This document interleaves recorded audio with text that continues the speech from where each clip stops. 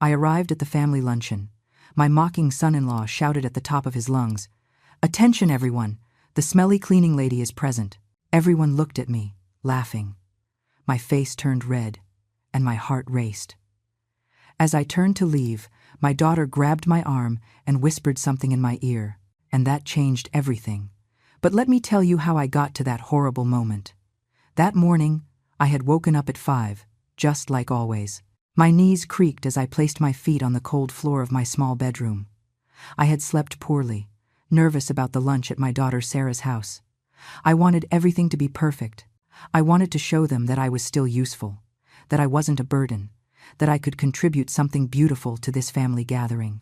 I went to the kitchen and started preparing the carrot cake that Sarah had loved since she was a little girl. I used my last $40 to buy the freshest ingredients from the market: whole milk, heavy cream, fresh carrots, large eggs, pure vanilla extract, and pecans. No cheap products. I wanted it to taste like love, like memories, like all those afternoons when Sarah and I were just the two of us against the world. I beat the eggs with care, sifted the flour 3 times to ensure it was exact, and baked the sponge cake, checking it every 5 minutes. When it was ready, I frosted it with a thick layer of cream cheese icing and let it set while I got ready. I took a shower with warm water and put on my best floral dress, the one I had ironed the night before, until not a single wrinkle remained. I brushed my white hair and pulled it back into a simple but elegant bun. I looked in the mirror and saw a tired 70-year-old woman, with deep wrinkles around her eyes and mouth, with spots on her hands that betrayed decades of hard labor. But I also saw dignity. I saw a woman who had fought all her life and was still standing. I took the cake carefully, wrapped it in aluminum foil, and left my house. The journey to Sarah's house was long. I had to take 2 city buses and walk 3 blocks under the scorching sun. My feet ached inside my old shoes, but I kept going. I arrived at that big house, that pretty house, with a manicured lawn and a 2-car garage. That house I had helped secure when I lent them the $20,000 I had saved from my entire life of work. They never paid me back, but it didn't matter. It was for my daughter, for her happiness. I knocked on the door with my knuckles, trying to calm the nerves that were churning in my stomach. I heard voices inside, laughter, soft jazz music. It sounded like a party, like joy, like a united family. The door swung open, and there was Richard, my son-in-law, the man who had married my Sarah 10 years ago. From the first day, I knew there was something off about him, something in his cold eyes, in his calculated smile, in the way he looked at me as if I were trash on the street. But Sarah loved him, or so she said, so I swallowed my doubts and tried to accept him. That day he was wearing an impeccable white dress shirt, expensive slacks, and shiny loafers. He looked like a successful man, important, someone who had made it big in life. He looked me up and down with contempt. I saw his nose wrinkle, his lips twist into a grimace of disgust, and then he did it. He opened his mouth and shouted with all the strength in his lungs, "Attention, everyone! The smelly cleaning lady is present." His voice boomed through the house like thunder. I froze in the entryway, clutching my cake, feeling the ground open up beneath my feet. Time stopped. I heard the thick silence that followed his words. And then, the laughter. Laughter coming from the dining room, laughter piercing me like needles. I peeked in timidly and saw all the guests looking at me. There were about 20 people there. Richard's relatives, some of Sarah's cousins, neighbors, friends, all with their glasses of wine in hand, all well-dressed, all belonging to that world I clearly wasn't part of. Some looked away, ashamed. Others smiled uncomfortably, not knowing what to do. But several laughed openly, finding Richard's cruel comment funny. My face burned. I felt a scorching heat rise up my neck, set my cheeks on fire, and reach my forehead. My heart started beating so fast and so hard, I thought I was going to have a heart attack right there. My hands were shaking so badly I almost dropped the cake. I looked at Richard, and he was still standing there in the doorway, blocking my path, with that diabolical smile drawn on his perfect face. He was enjoying this. He was savoring every second of my public humiliation. "What's the matter, mother-in-law?" he said to me in a sugary fake voice. "Coming straight from work without showering? You should have more consideration for the guests." He pointed his finger at me as if I were a dirty dog that had just dragged in mud. More laughter, more stares, more shame. I smelled fine. I had bathed. I had put on lotion. I had sprayed on that drugstore rose perfume I buy at the discount mart. I didn't smell bad, but in that moment, with all those people looking at me with contempt or pity, I started to doubt. I started to feel that maybe I did smell bad, that maybe I was dirty, that maybe I was everything Richard said I was. I felt like vomiting. I felt like running. I felt like disappearing from the face of the earth and never coming back. Tears began to well up in my eyes, hot and heavy, ready to overflow. But I bit my lip hard, so hard I tasted the metallic tang of blood in my mouth. I wasn't going to cry. I wasn't going to give them that satisfaction. I wasn't going to let them see me break. I had spent 70 years in this world full of blows and betrayals. I had lost my husband. I had raised my daughter alone. I had worked in other people's houses, scrubbing floors and toilets to put food on the table. I had survived worse things than the poisonous words of a small, cruel man. But this hurt differently. This wasn't a rude boss or an ungrateful client. This was my own daughter's family. This was the house I had helped buy, in front of people who were supposed to know me and respect me. This was betrayal in its purest and most painful form.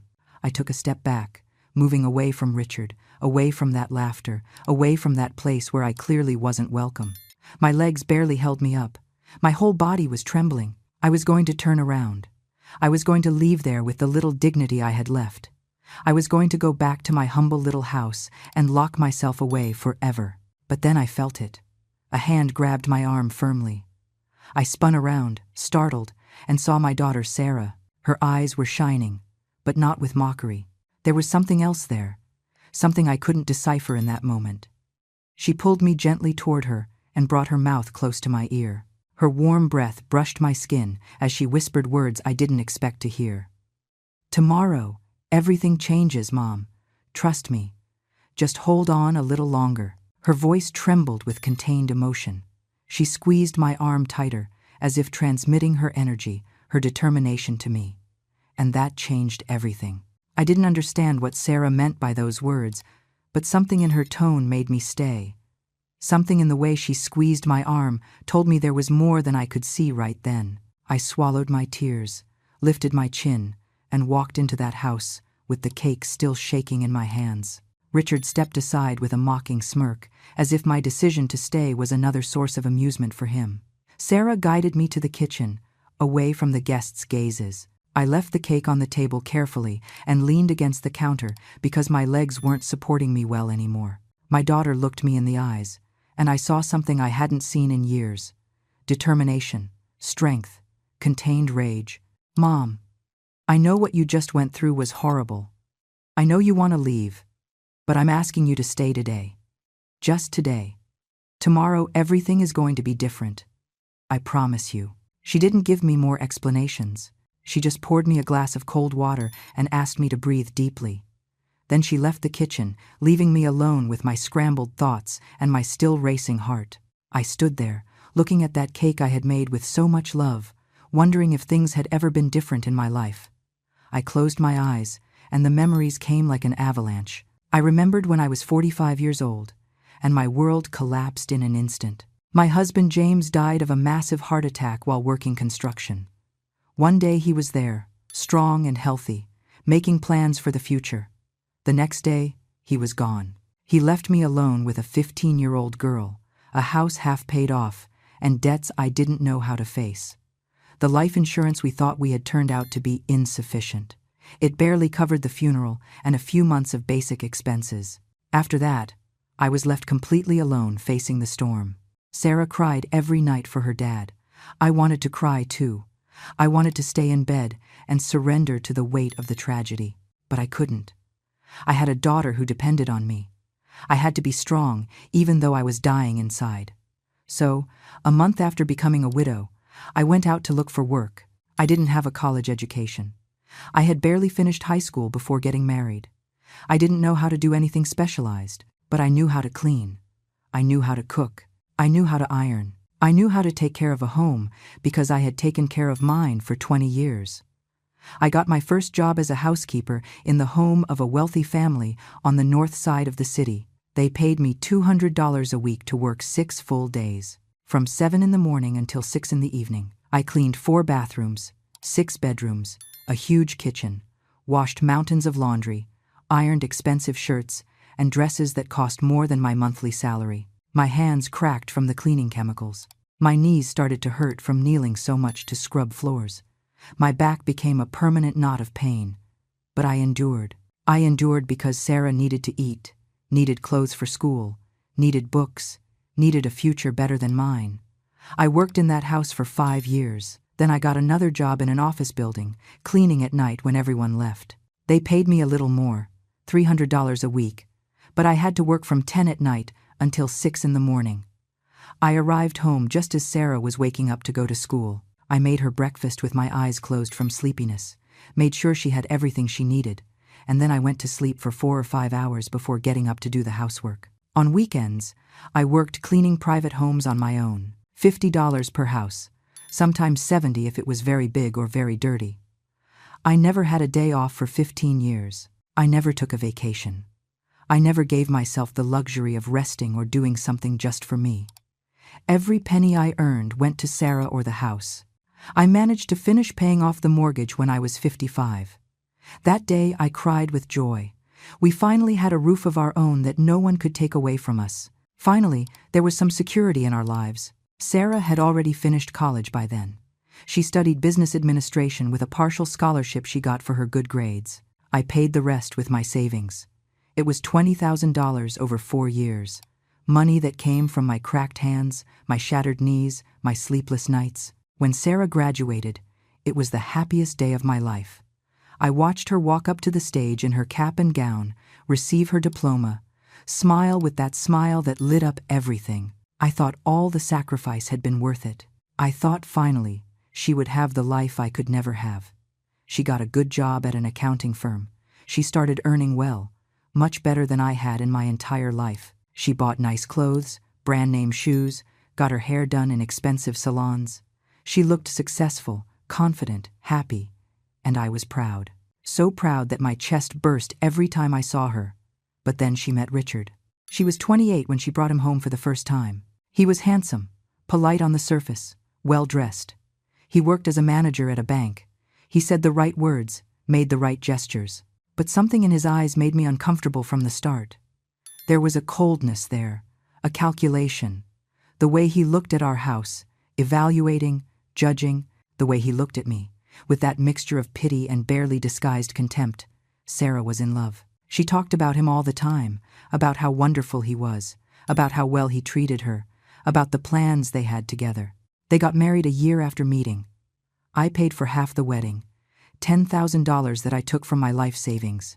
I wanted Sarah to have the wedding she had always dreamed of. Elegant white dress, nice venue, abundant food, flowers everywhere. She looked like a princess that day. Richard looked like the prince.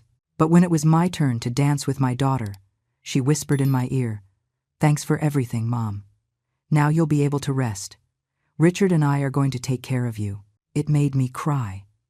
I thought I could finally let my guard down, that finally someone else would carry the weight with me. A year into their marriage, they came to visit me with a proposal. They wanted to buy a bigger house, a house in a better neighborhood. They needed money for the down payment. They asked to borrow the $20,000 I had left in the bank. Everything I had saved in 40 years of work was in that account. It was my security, my backup in case something bad happened, my fund for old age. But when I saw Sarah's pleading eyes, when I heard Richard promise me they would pay me back in 2 years with interest, I couldn't refuse. I gave them everything. I signed the papers at the bank, transferred the full amount, and was left with an almost empty account. 2 years passed, and they paid me back nothing. 5 years passed, and they still didn't mention the debt. I didn't want to pressure them. I didn't want to be that annoying mother-in-law who demands money. I thought when they could, they would pay me. Meanwhile, I kept working even though my bones creaked with every movement. At 65, I had to leave the night job at the offices because my body couldn't take it anymore. I was left only with cleaning private homes. I earned barely $800 a month. It was barely enough to pay for utilities, food, and medicine. My blood pressure was high. My knees needed injections every 6 months. My hands shook from arthritis. Sarah came to visit me less and less. At first, it was once a week, then once a month, then every 2 or 3 months. Always in a hurry, always with excuses. Richard never came with her. He said he had a lot of work, that he was busy, that he couldn't waste time. I understood, or so I told myself. But deep down, it hurt. It hurt to see how my daughter was drifting away little by little, how that big, pretty house I had helped buy became a place where I was no longer welcome. The few times I went to visit, Richard treated me with a cold and distant courtesy, as if I were a stranger, as if the $20,000 debt they never paid didn't exist. I opened my eyes and returned to the present. I was still in that kitchen, with my cake on the table, and the echo of humiliation still ringing in my ears. But Sarah's words also resonated. Tomorrow, everything changes. I didn't know what that meant. I didn't know what my daughter was planning. But for the first time in a long time, I felt a small spark of hope light up in my tired chest. I took a deep breath and left the kitchen with my legs still trembling. The dining room was full of elegant people, all with their glasses of wine and their plates of expensive food that I could never afford. I sat in a chair at the end of the table, as far as possible from Richard. No one spoke to me. No one looked at me. It was as if I were invisible, as if I didn't exist in that space full of laughter and animated conversations. Sarah brought me a plate of food and squeezed my shoulder affectionately before walking away. I ate in silence. Every bite tasted like ash in my mouth. I could feel Richard's gaze on me from time to time, that mocking look that burned my skin. As I ate, I remembered the first time I suspected something was wrong with Richard. It was 3 years ago, when I turned 67. Sarah organized a small birthday dinner at her house. It was just the two of them and me. Richard was acting strange all night, too nice, too interested in my life. He asked me odd questions. "Mother-in-law, do you have a will made?" It took me by surprise. I told him no, that I had never thought about that. "You should do it," he insisted with a smile that didn't reach his eyes. "At your age, one never knows what can happen. It would be good to leave everything in order, so Sarah doesn't have problems later." Then he asked about my house. "The house is completely paid off, right? It's in your name." I confirmed that yes, I had finished paying for it years ago, and the title was in my name. I saw how his eyes shone with something I couldn't identify at that moment. "That's good, mother-in-law. That's an important asset. It's worth about $500,000 in the current market, don't you think?" I didn't understand why he cared so much about the value of my house. It was my home, my only asset in this world, the only place where I had roots and memories of when James was alive and Sarah was a little girl. After that, he asked about my pension. "How much do you get a month from Social Security?" I told him $1,400. Not much, but with that and the cleaning jobs I still did, it was enough to live modestly. $1,400, Richard repeated slowly, as if calculating something in his head. "That adds up to $16,800 a year. Not bad for someone who doesn't work full-time anymore." His comment annoyed me. I still worked cleaning 3 houses a week. I still broke my back scrubbing floors and cleaning other people's bathrooms. I wasn't a burden to anyone. I supported myself with my own resources. Sarah gave him a discreet nudge and changed the subject, but I didn't forget that conversation. From that day on, Richard started visiting me more often, always with excuses. I was passing by and wanted to say hello. "I brought some documents Sarah needs you to sign. I came to check on some leaks you said you had." But I didn't have leaks. I had never asked him to come, and those documents he brought were always confusing, full of legal words I didn't understand. "It's just a temporary power of attorney, mother-in-law, so Sarah can help you with bank transactions if you get sick." I never signed anything. Something inside me told me not to do it. A year ago, Richard suggested I sell my house and move in with them. "You'd live more comfortably, mother-in-law. You'd have a nice room. You wouldn't have to worry about paying utilities or maintenance. And with the money from the sale, we could invest it to generate interest for you." He said it all so reasonably, so logically.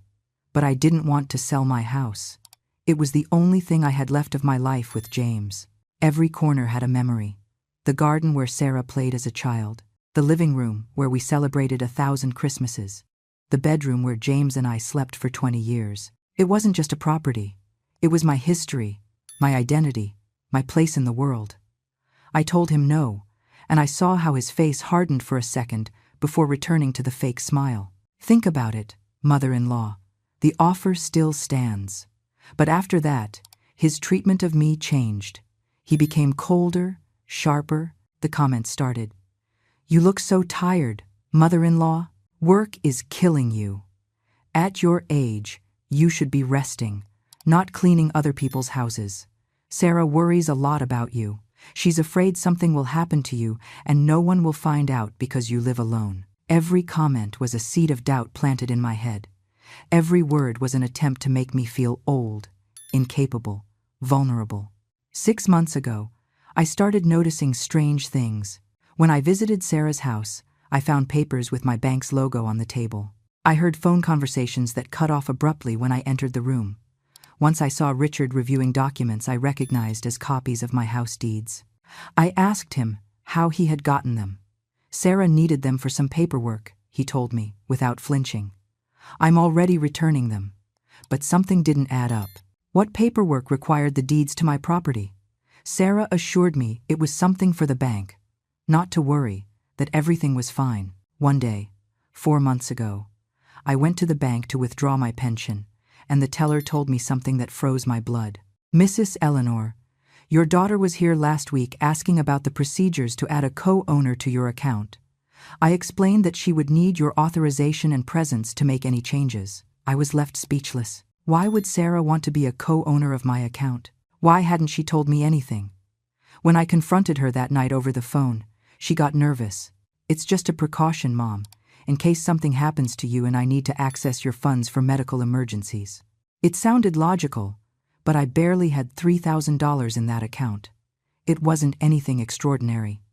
Then I started connecting the dots. Richard's questions about my house, his attempts to get me to sign powers of attorney, the suggestion to sell my property, Sarah wanting access to my bank account, the copies of my deeds on his table. Everything was starting to form a pattern that frightened me. I talked to my neighbor Betty, a 75-year-old woman who had been my friend for decades. I told her my suspicions. She got serious. Eleanor, be very careful. My cousin went through something similar. The son-in-law convinced her to sign some papers that turned out to be a transfer of property. They left her with nothing and sent her to a state nursing home. Her words terrified me. Was it possible that Richard was planning something like that? And Sarah? Would my own daughter be involved in a plan to take everything from me? I didn't want to believe it. I refused to accept that the girl I raised, to whom I gave everything I had and didn't have, could betray me in that way. But the signs were there, clear as water. I tried to talk to Sarah in private 2 months ago. Daughter, I need you to be honest with me. Is Richard planning something with my house? Why so much interest in my properties and my money? She got offended. Mom, how can you think that? Richard only wants to help you. He just wants you to be well taken care of in your old age. But she didn't convince me.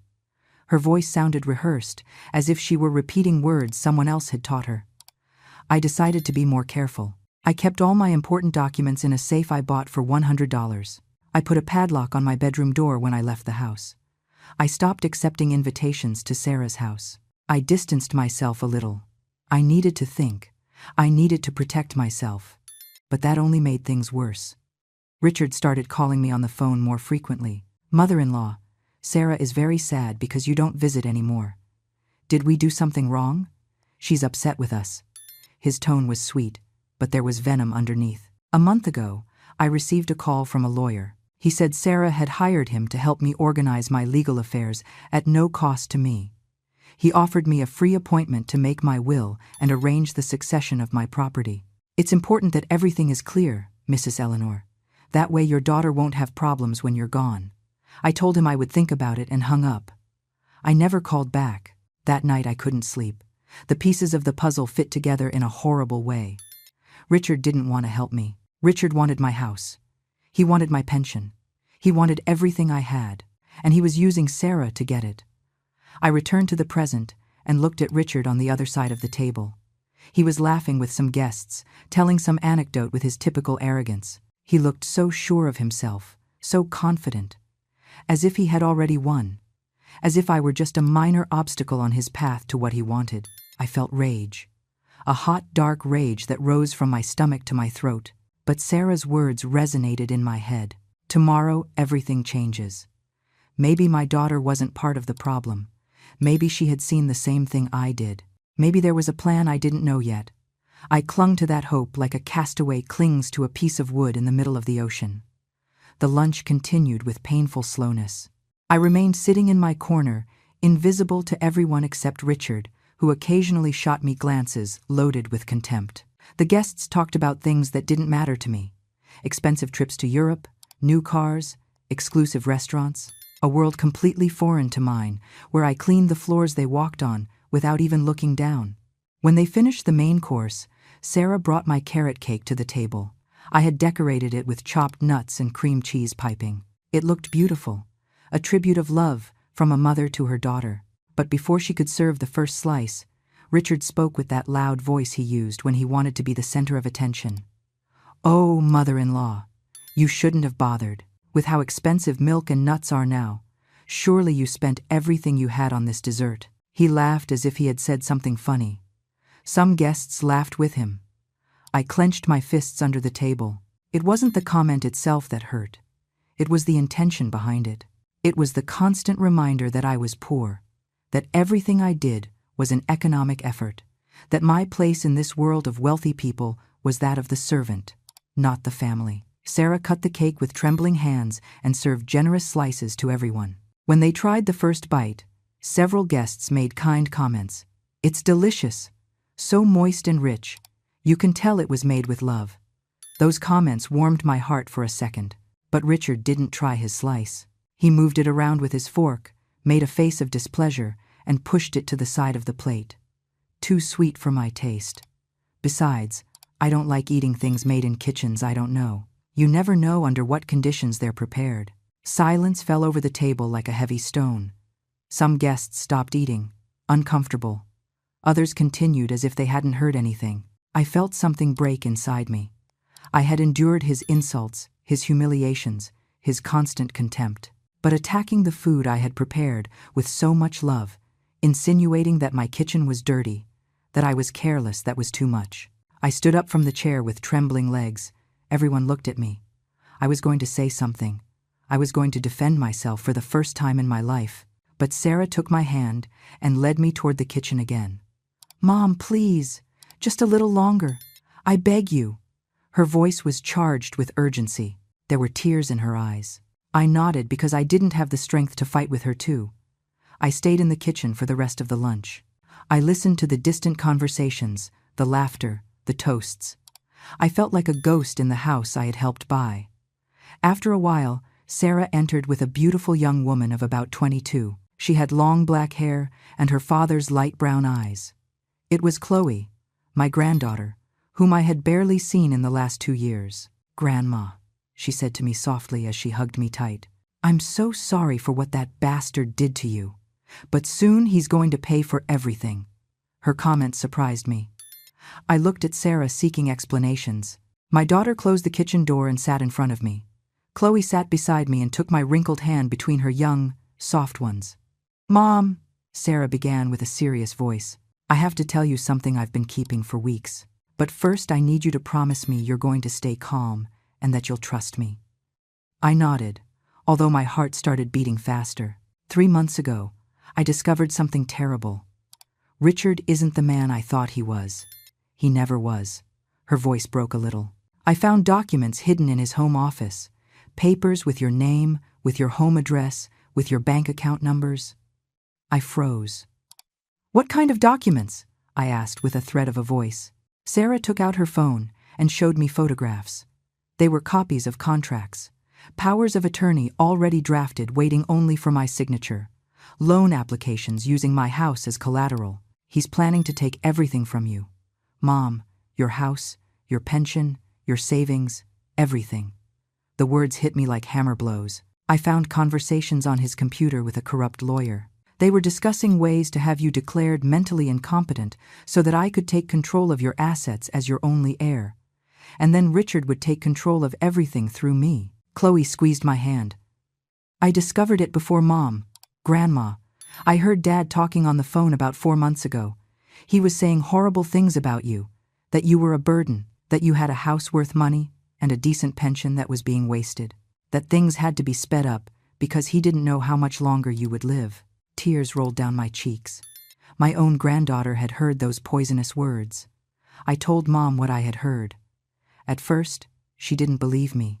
She defended Dad, but I asked her to investigate on her own. And when she found those documents, she knew I was telling the truth. Sarah continued with a trembling voice. I wanted to confront him immediately. Mom, I wanted to kick him out of the house and report him. But Chloe convinced me to wait, to gather proof first, because if I accused him without solid evidence, he was going to deny everything, and maybe even manage to turn the situation in his favor. My daughter wiped her tears with the back of her hand. So for these 3 months, we've been gathering everything, every conversation, every document, every suspicious movement. Chloe has recorded conversations using her phone hidden. I've photographed every paper I find. We've spoken to an honest lawyer who is helping us. I couldn't believe what I was hearing. My daughter hadn't betrayed me. My daughter was protecting me. But why didn't you tell me anything before? I asked between sobs. Because Richard watches you. Mom, every time you go to your house, he sends someone to follow you. He has friends at the bank who inform him if you make strange movements with your account. He has contacts in government offices who would warn him if you tried to change anything legally. We couldn't risk him suspecting we were against him. He had to keep believing everything was going according to his plan. Chloe took a small recorder out of her pocket. Grandma, I have over 20 hours of audio recorded. Conversations where Dad talks to his accomplices about how to manipulate documents, how to convince you to sign papers, how to eventually commit you to a cheap state nursing home to keep your house and rent it out. It's disgusting. It's criminal. And we're going to expose him. My granddaughter had fire in her eyes, a determination that reminded me of myself when I was young and fighting to survive with little Sarah. The plan is simple. Tomorrow there is a big family reunion. It's Richard's brother's birthday. His parents, his brothers, his uncles, everyone who has always treated him as if he were perfect, will be there. Sarah took control of the explanation. During that reunion, we're going to expose everything. We're going to play the audios so everyone hears exactly what kind of man Richard is. We're going to show the documents he planned to use to rob you. And we have a lawyer present who is going to explain the legal implications of all this. Richard isn't just going to be socially exposed. He's going to face criminal charges for attempted estate fraud and financial abuse of an elderly person. The rage in my daughter's voice was palpable. He used you, Mom. He used your love, your generosity, your trust, and he used me too. He manipulated me for years, making me believe we were helping you, when in reality, he was hunting you like a predator. I felt dizzy with all this information. It was too much to process. And what's going to happen to you two? To your marriage? I asked Sarah. She took a deep breath. My marriage ended the day I discovered what he was planning against you. There is no going back. I already spoke to a divorce lawyer. This house he thinks is his is in my name because it was bought with my money and yours, Mom. The $20,000 you lent us was the down payment. I've paid the mortgage these 10 years with my salary. Richard has only contributed to expenses, never to the property. Legally, this house is mine, and he's going to leave with nothing. Chloe smiled with satisfaction. Plus, Grandma, Mom has been moving money to accounts Dad doesn't know about. She took her savings out of the joint bank account, changed the passwords to everything, contacted her boss to explain the situation in case Dad tries to sabotage her job. We've covered every angle. He thinks he has all the control, but actually, he already lost. The admiration I felt for my daughter and granddaughter in that moment had no words. These two women had risked everything to protect me. They had meticulously planned the downfall of a dangerous and manipulative man. But today, he had to humiliate you one more time, Sarah said with pain in her eyes. We needed him to feel safe, invincible. We needed him to show his true face in front of witnesses.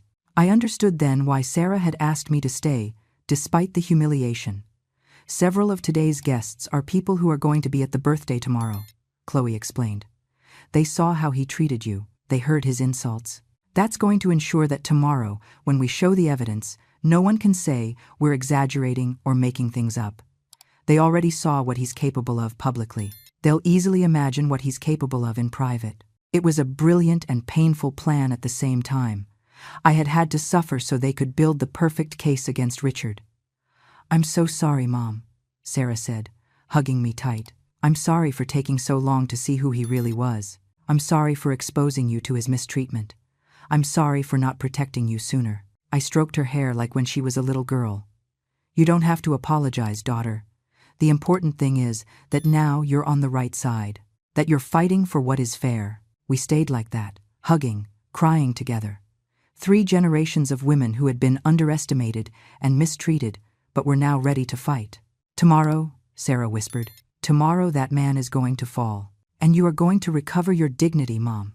I promise you." I left that house with a different weight in my chest. It was no longer the weight of humiliation and defeat. It was the weight of a powerful secret, of a truth that would soon explode like a bomb. Richard saw me off at the door with his fake and condescending smile. "Take care, mother-in-law, and thanks for the cake, although it wasn't necessary for you to bother." Every word dripped venom disguised as politeness. I just nodded and left without saying anything. I didn't trust my voice.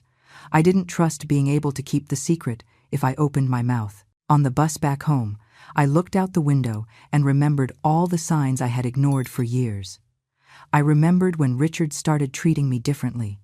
It was subtle at first, small comments here and there. "Mother-in-law, you look tired. You should go to the doctor. What a bad memory you have lately, mother-in-law. You already told me that story 3 times. I thought it was genuine concern. Now I understood he was planting the idea that I was declining mentally, that I was losing my faculties. He did it in front of other relatives, in front of neighbors, in front of anyone who could serve as a future witness to my supposed incompetence. It was a calculated and cruel strategy. I remembered the time I fell in his house a year ago. I slipped on the kitchen floor that had just been mopped. I hit my hip and got a huge bruise. Richard insisted on taking me to the hospital. I thought he was kind, but now I realized he needed a medical report of my fall, evidence he could use to argue that I was prone to accidents, that I couldn't live alone safely. At the hospital, he filled out forms as if he were my legal guardian. He gave the doctor exaggerated information about supposed episodes of confusion I had never had. I was so sore and bruised I didn't pay attention to what he was saying. I remembered when he gave me a new cell phone 6 months ago. "So we can stay in touch, mother-in-law. This one has better reception and is easier to use." I was grateful for the gift.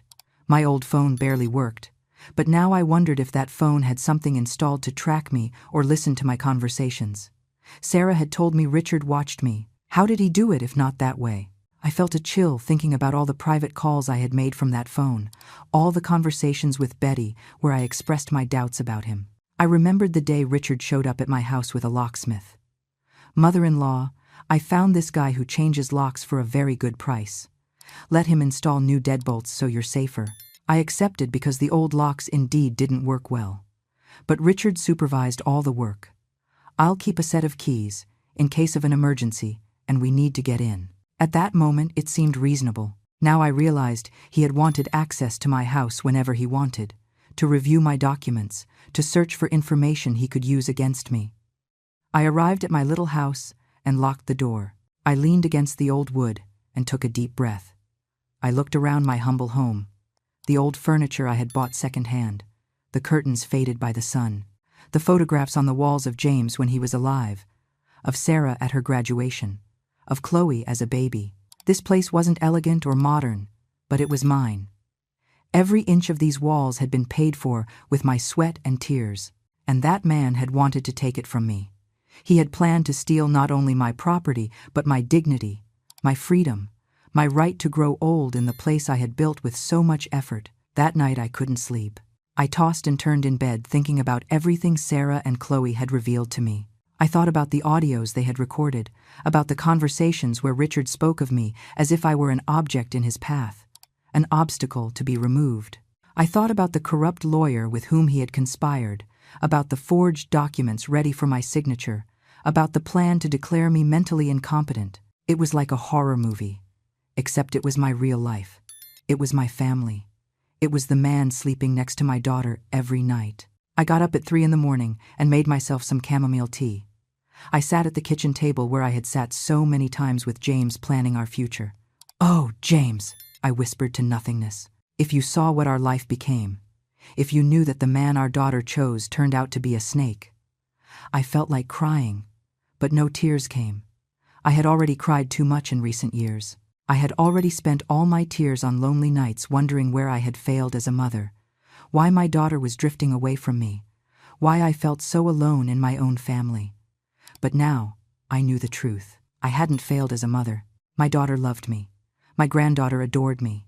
The problem was never me. The problem was Richard and his sick ambition, his boundless greed, his capacity to manipulate and lie without remorse. Men like him exist in the world. They approach vulnerable families, identify their weaknesses, exploit their resources. I was the widow with a paid-off house and a modest pension. I was the perfect target.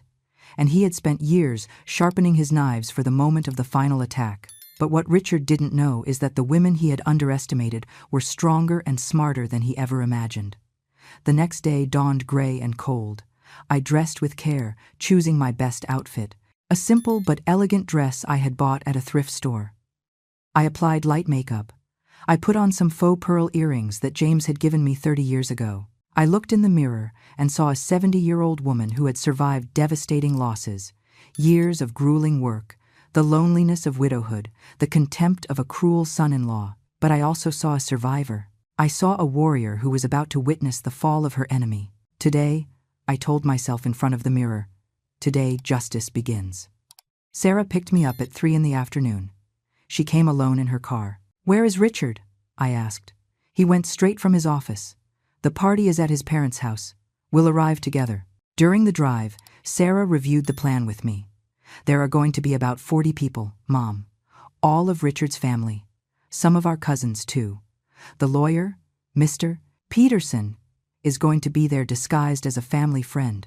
Chloe has the recordings ready on her phone, connected to portable speakers. I have printed copies of all the documents I found. When the moment comes for the toast for Richard's brother's birthday, I'm going to ask to speak. And that's when everything will be blown wide open." My heart was beating fast, but not from fear. It was anticipation. It was the feeling that finally, after years of being invisible and mistreated, I was going to be seen. I was going to be heard. And the man who had tried to destroy me was going to pay for every insult, every humiliation, every evil plan he had woven in the dark. "Are you ready, Mom?" Sarah asked me as she parked in front of a huge house with lights and balloons. "More than ready, daughter," I replied with a firm voice I didn't recognize as mine. "I'm ready to see that wretch fall." We entered the house, and the noise of the party enveloped us. There was music, laughter, kids running everywhere. Richard's parents' house was immense, decorated with expensive furniture and pretentious artwork. Everything screamed money, success, superiority. I saw Richard at the back of the room, surrounded by men in elegant suits, telling some story with exaggerated gestures. When he saw me enter, his smile froze for a second. Then he recovered his composure and greeted me from afar with a condescending wave of his hand. He didn't come closer. He made no effort to welcome me. I was just the poor mother-in-law, the uncomfortable presence that had to be tolerated. Richard's mother, a tall, thin woman with evident plastic surgery, approached to greet us. "Sarah, darling, so good you came." Then she looked at me with a forced smile. "Mrs. Eleanor." She didn't even use my last name, just a cold and distant title. "There's food in the dining room. Help yourselves to whatever you like." She dismissed us with a wave of her hand, like someone dismissing the help. Sarah squeezed my arm tightly. "Hang on, Mom. Soon these people are going to see who you really are."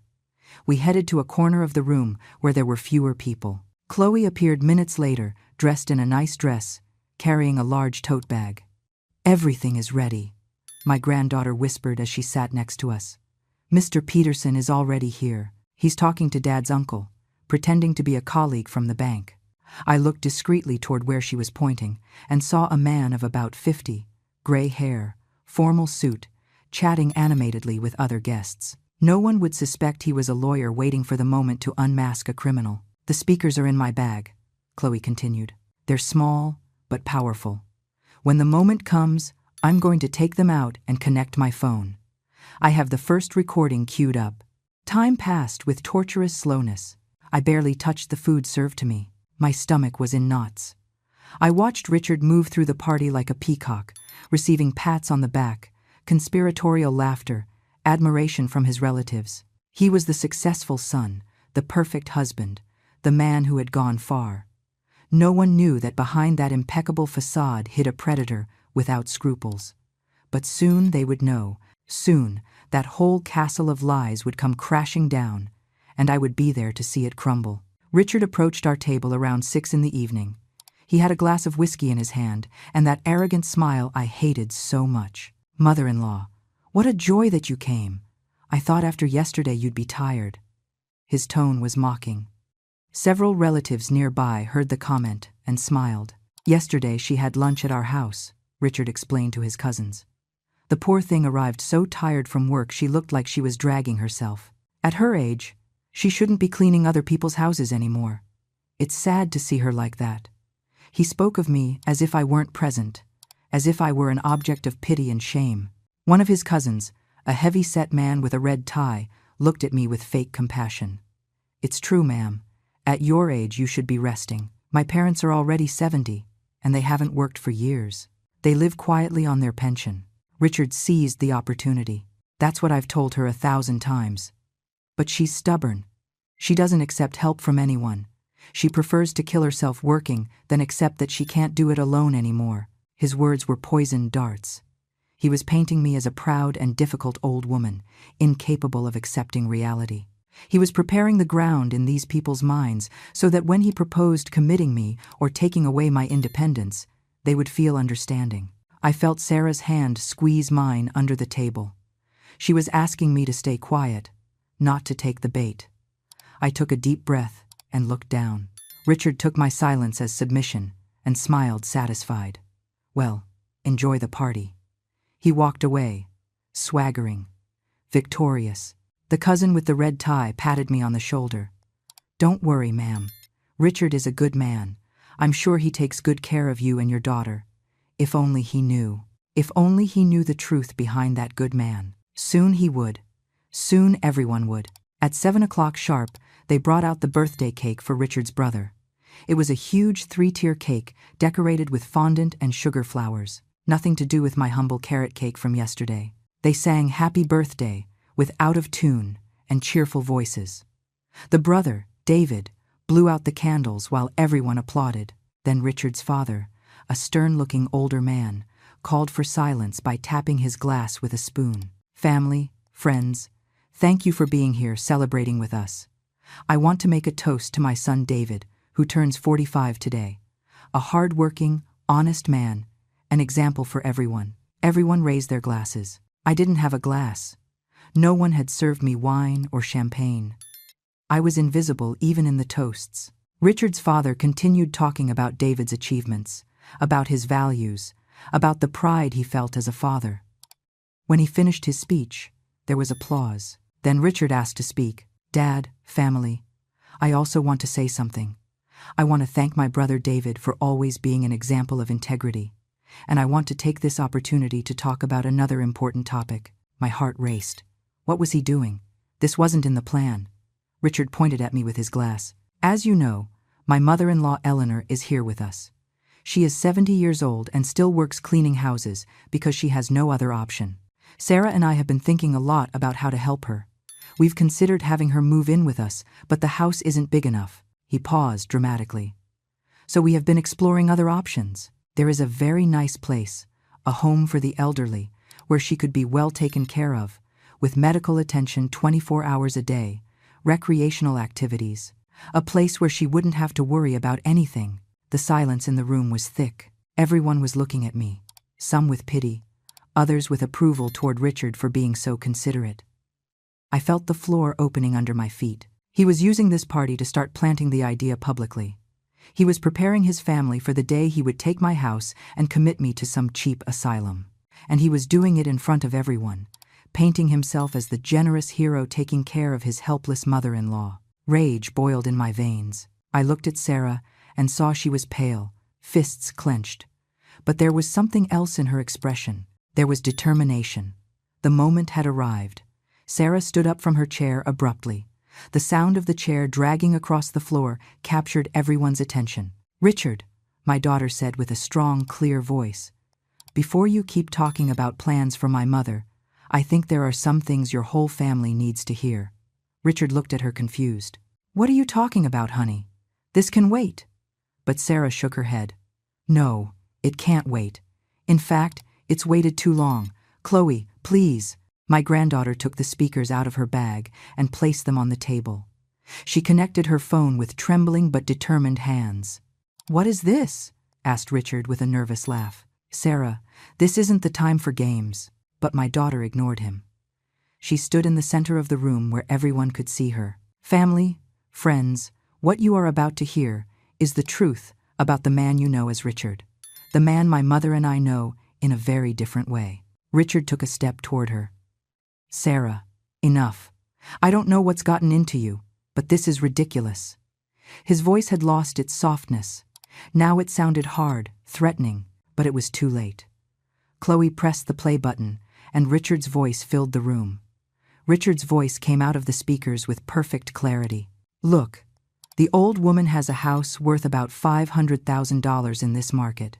It's completely paid off, and she gets $1,400 a month from Social Security. That's money that's being wasted." It was a phone conversation. Another man's voice could be heard on the other end. "And how do you plan to do it?" Richard laughed with a cold laugh that froze my blood. "It's easy.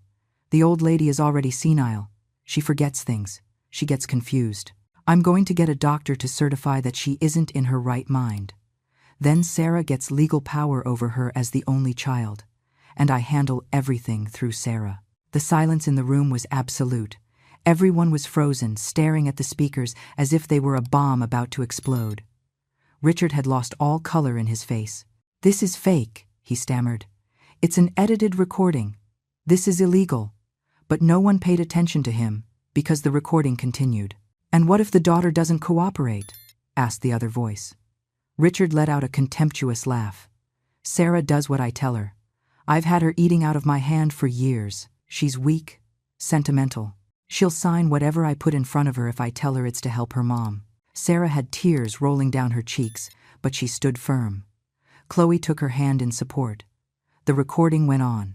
"Once I have control of the properties, I sell the house. With that money, I pay my debts, and whatever's left, I invest.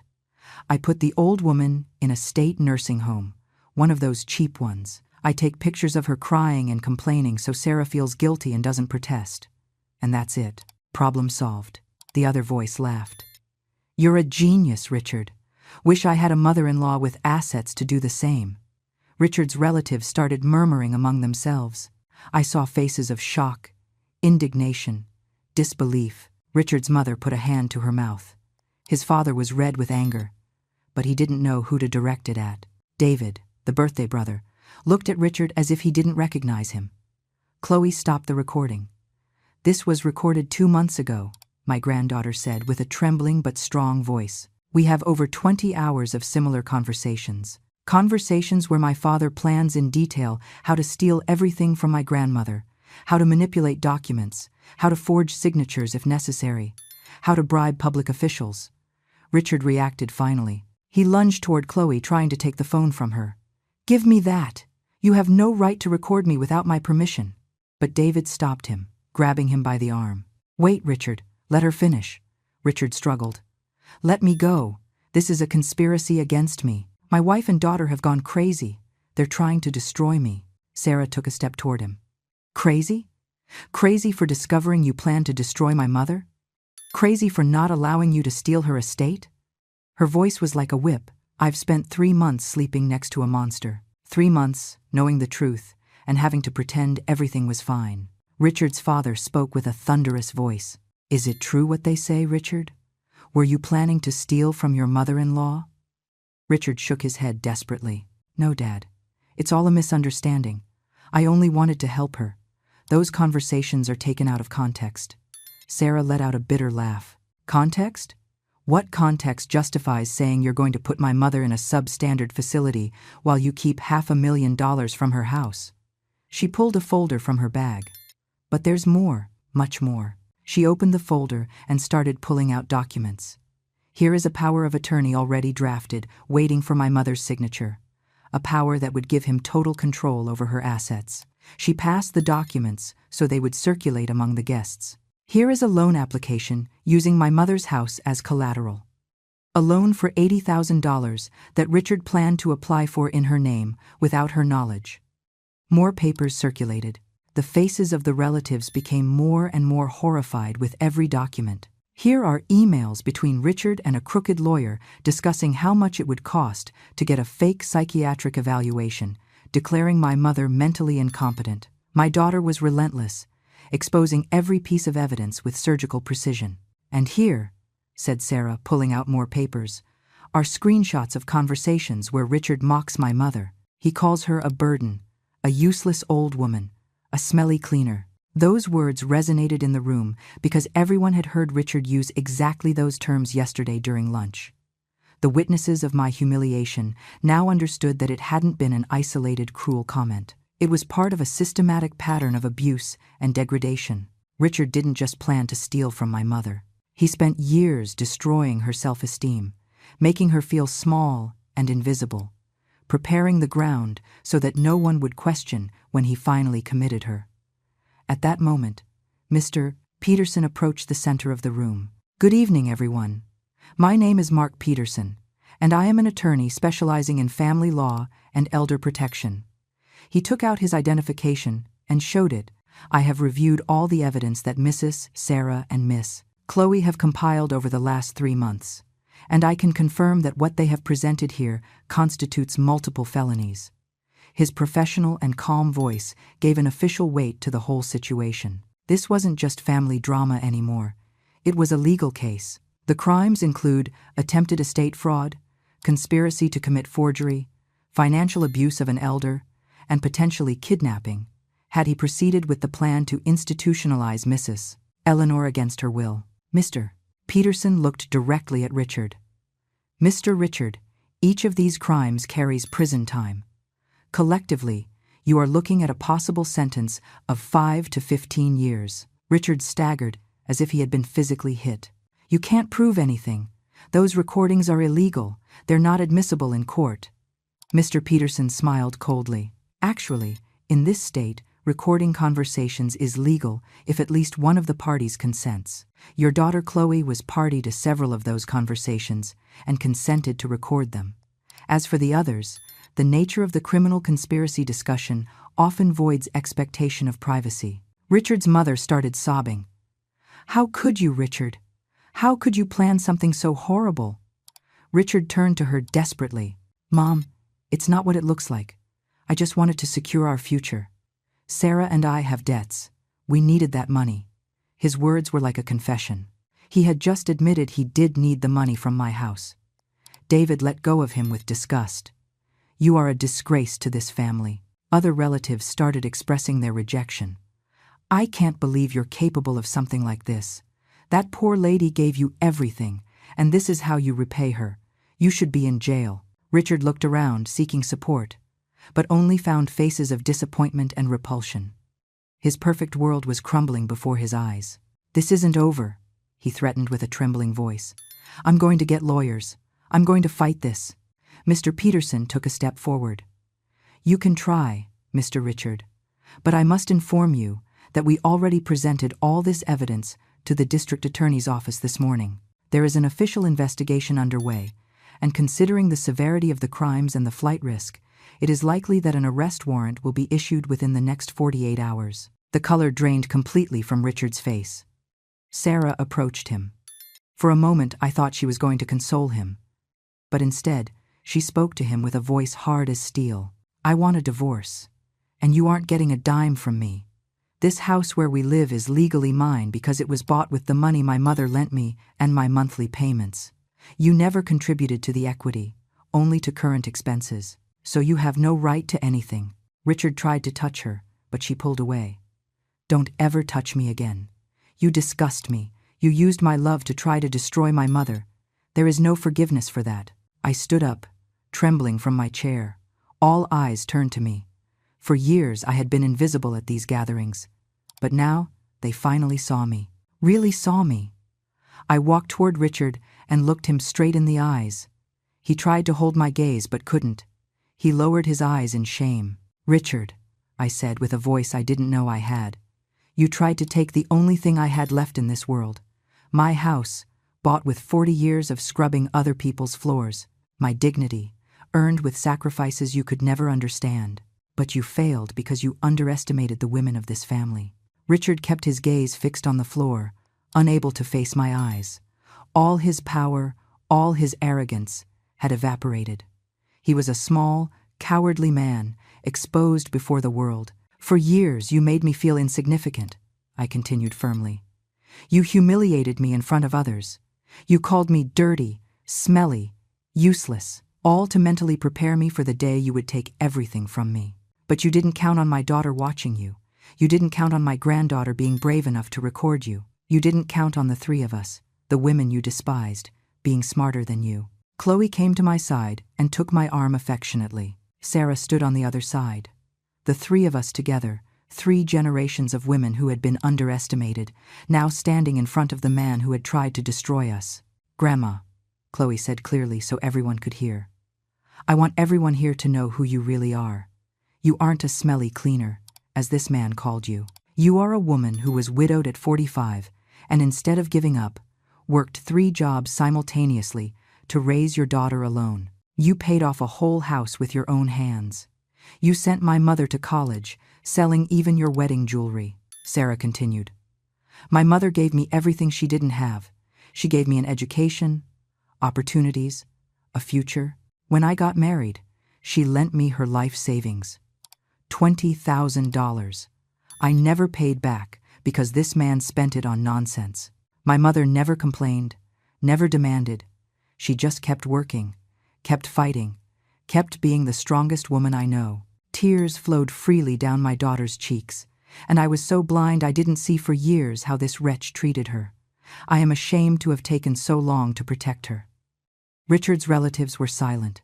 Some of those who had laughed at me the day before now looked at the floor in shame.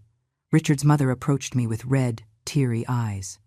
Mrs. Eleanor, I have no words to apologize for my son. What he planned to do is unforgivable. If there is anything I can do to compensate even a little for the damage. Her voice broke. I looked at her and saw a mother shattered by her son's actions. You are not to blame for what he chose to be, I told her gently. But thank you for your words. Mr. Peterson spoke again. Mr. Richard, I strongly recommend you hire a criminal defense attorney as soon as possible. The D.A. is going to proceed with charges based on the evidence presented. I also inform you that a temporary restraining order has been issued. You cannot approach Mrs. Eleanor or her property within 500 feet. Violating this order will result in immediate arrest. Richard finally looked up. There were tears in his eyes, but I didn't know if they were genuine regret or just self-pity. I didn't want it to go this far. I just needed money. I have debts. The bank is pressuring me. David, his brother, stepped forward. So the solution was to rob a 70-year-old woman? To destroy your wife's mother? Richard, I've known you since you were born, and I never thought you'd be capable of something so vile. Richard's father spoke with a voice laden with disappointment. You have brought shame to this family. Do not expect our support in this. You are going to face the consequences of your actions alone. Richard looked at his family, seeking even one friendly face, but found only rejection. His entire world had collapsed in less than an hour. Sarah took some papers out of her bag. These are the divorce papers. I filed them this morning. I also included an eviction notice. You have 72 hours to get your belongings out of my house. After that, anything you leave will be donated or thrown in the trash. Richard looked at her with desperation. Sarah, please. We can talk about this. We can go to counseling. I can change. My daughter let out a dry laugh. Counseling? For a man who spent years planning to rob my mother? There's no therapy that fixes that. There's no going back. Us, We ended the day you decided your ambition was more important than my family. Richard tried one last resort. He turned to me with a pleading expression. Mother-in-law, you are a good Christian woman. You can forgive. You can tell them to drop the charges. I'll pay you everything I owe you. I'll pay back the $20,000 with interest. Just give them a chance to talk to me, to understand my situation. He looked at me with those eyes he had used so many times to manipulate, to get what he wanted. But they didn't work anymore. I had seen his true face. I had heard his poisonous words in those recordings. I had seen the documents he planned to use to destroy me. Richard, I said calmly, for years I opened my heart to you. I considered you my family. When you married my daughter, I welcomed you with love despite my doubts. I lent you money I never asked for back. I gave you my trust, and you used all that against me. You planned to take my house, the house where I lived with my late husband, where I raised my daughter, where all my memories are. You planned to put me in a cheap nursing home, to forget me there while you spent my money. There is no forgiveness for that. Not because I can't forgive, but because you don't deserve to be forgiven. The silence that followed my words was absolute. Richard crumbled into a chair, head in his hands. Some of his relatives began to leave the party, uncomfortable with the situation. Others stayed murmuring amongst themselves, processing what they had just witnessed. The birthday party had turned into a public trial, and the accused had been found guilty unanimously. David approached me and shook my hand. Mrs. Eleanor, I deeply regret what my brother tried to do to you. If you need anything, any help, please don't hesitate to ask. Other relatives of Richard who had some decency approached to apologize, to express their solidarity with me. It was strange to receive this attention after years of being ignored at these gatherings. But I didn't do it for the attention. I did it for justice, for dignity, for all the older women who are seen as easy targets by unscrupulous relatives. Mr. Peterson handed me his card. Mrs. Eleanor, let's keep in touch during the legal process. I'm going to ensure justice is served. I also recommend you change the locks on your house immediately and check all your bank accounts to ensure there are no unauthorized movements. I nodded and put the card away. Sarah hugged me tight. We did it, Mom. We finally exposed him. I stroked her hair like when she was a little girl. You did it, honey. You had the courage to investigate, to gather evidence, to face your own husband. That requires a strength not many people have. Chloe joined the hug. Us women are warriors, Grandma. No one messes with us and gets away with it. Her youthful voice was full of pride and determination. At that moment, I knew my granddaughter would be fine in life, that she would never allow anyone to trample on her. We walked out of that house with our heads held high. Richard stayed there, surrounded by the rubble of his destroyed reputation, facing the disappointed stares of his own family. I didn't feel pity for him. He had multiple opportunities to be a good person, to treat his family with respect, to live honestly. He had chosen the path of greed and cruelty. Now he would pay the price. In the car, on the way back, none of us spoke much. We were emotionally exhausted. But there was peace in the silence, the peace that comes after a battle won, the peace of knowing we had fought for what was right and triumphed. Sarah dropped me off at my house and walked me to the door. Mom, tomorrow I'm going to come with a locksmith to change all your locks, and we're going to review all your documents together to make sure they're safe. I felt her gratitude. And how are you, daughter? I know this can't be easy. Despite everything, you were married to that man for 10 years. Sarah took a deep breath. I'm devastated, Mom, but also relieved. Now I know the truth. Now I can start to heal. And most importantly, I protected you. That's the only thing that matters. The following months were a whirlwind of legal proceedings. Richard was arrested a week after the exposure at the party. The charges were formally filed: attempted estate fraud, conspiracy to forge documents, and planned financial abuse against an elderly person. Mr. Peterson was relentless in his work. He presented every recording, every document, every piece of evidence before the judge. Richard hired an expensive lawyer who tried to argue that it had all been a misunderstanding, that the conversations were taken out of context, that he never had the real intention of executing those plans. But it was too late. The evidence was overwhelming and clear. The trial lasted 3 weeks. I had to testify.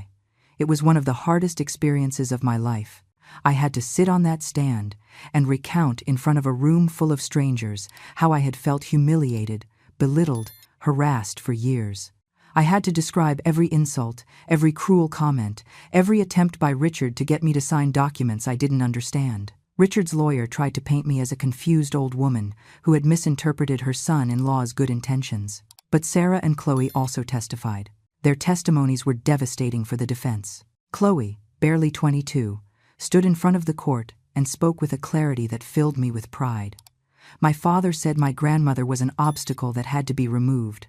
He said it was wasted money keeping her alive in her own house when that property could be generating income for him. I heard him say those exact words. It wasn't a misunderstanding. It was a cold, calculated plan to exploit a vulnerable woman. The jury listened to every word with expressions of growing disgust. Sarah cried during her testimony as she described how she had discovered the documents, how she had felt betrayed not only as a wife, but as a daughter. The verdict came on a gray Friday in October, guilty on all counts. Richard was sentenced to 8 years in prison, with the possibility of parole after 5 if he demonstrated good behavior. He was also ordered to pay a fine of $50,000 and cover all legal costs of the process. His license to work in financial institutions was permanently revoked. His reputation was destroyed. The local newspapers covered the case with headlines reading, "Bank executive convicted of planning to rob elderly mother-in-law." His name became synonymous with family betrayal and greed. Sarah's divorce was finalized 2 months after the verdict. She didn't ask for anything from him because he had nothing to offer. The house where they had lived was legally hers, bought with my $20,000 down payment and her monthly payments for 10 years. Richard left that marriage without a dime, without a property, with nothing but a prison sentence waiting for him. Sarah sold that house because she couldn't stand the memories. With the money, she bought a smaller but cozy house near mine. We could finally be neighbors, be close to each other as it should have always been. Chloe finished her college degree in business administration with honors. She got an excellent job at an accounting firm where she earned nearly $3,000 a month. She moved in with Sarah to help with expenses, while her mom recovered emotionally from the divorce. The two of them came to visit me almost every day.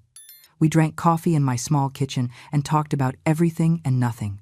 Sarah was in therapy, processing years of emotional manipulation she hadn't recognized while inside the relationship. Slowly, my daughter was returning to being the strong and confident woman I had raised. I also made changes in my life.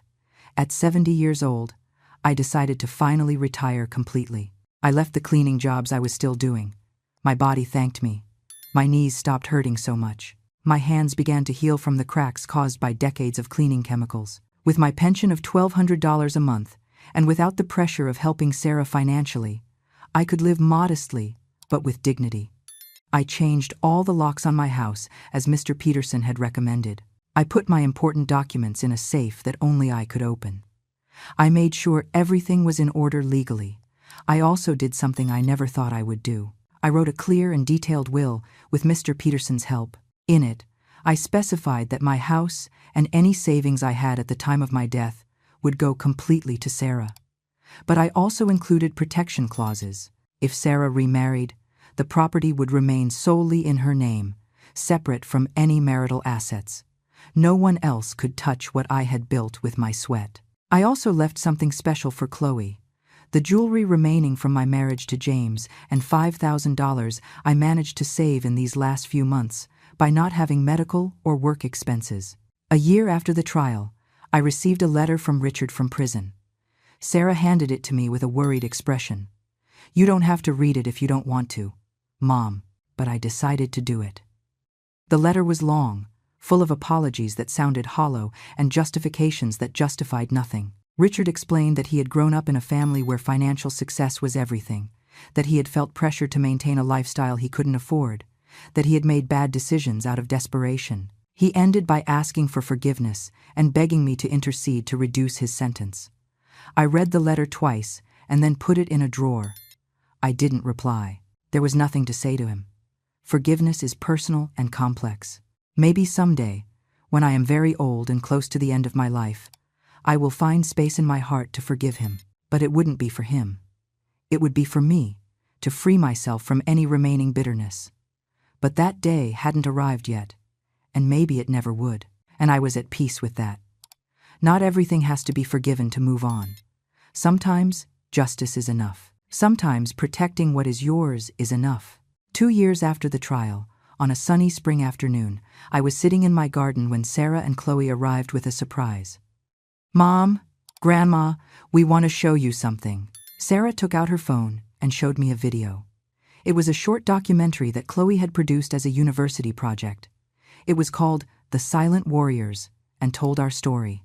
It told of older women who are seen as easy targets by greedy relatives. It told of the importance of protecting our elders, of valuing their dignity, of recognizing they have rights no one can take away. The documentary used our story as an example, but protected our identities with fake names and blurred faces.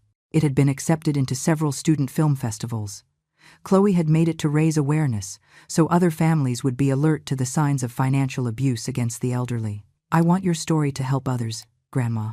I want women like you to know they aren't alone, that they can fight, that they can win." Tears rolled down my cheeks as I watched the video. My pain, my struggle, my victory would now serve to protect others. Nothing could make me feel prouder. Today, I am 72 years old. My hair is completely white. My hands are marked by decades of hard work. My back is a little hunched, but I walk with my head held high. I live in my house, the house I paid for with my own effort and that no one could take from me. Sarah comes to have lunch with me every Sunday. Chloe visits me during the week and tells me about her work, her dreams, her plans. I have a simple life, but full of true love. I learned that family isn't just blood. It's who stands by your side when everything falls apart. It's who fights for you when you can't fight for yourself. If there is anything I want other women to learn from my story, it is this. Never allow anyone to make you feel insignificant. Your value isn't determined by your age, your bank account, or your education level. Your value is in your dignity, in your history, in the battles you have survived. Protect your documents, know your rights, mistrust anyone who shows too much interest in your property. And if you have good children or grandchildren who truly love you, hold on to them. They are your true wealth. I lost years feeling small and scared, but in the end, with the help of my daughter and granddaughter, I recovered my voice. I recovered my power, and no one will ever take it from me again.